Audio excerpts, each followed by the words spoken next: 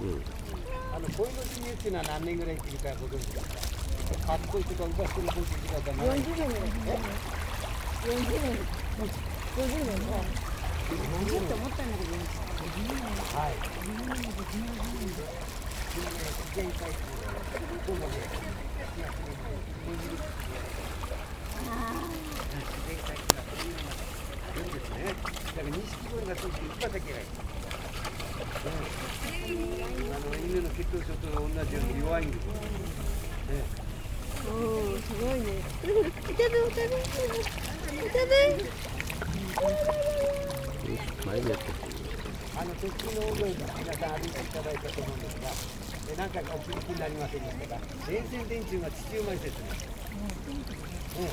これは目的がありまして、栃木には素晴らしいね、出汁があるんです。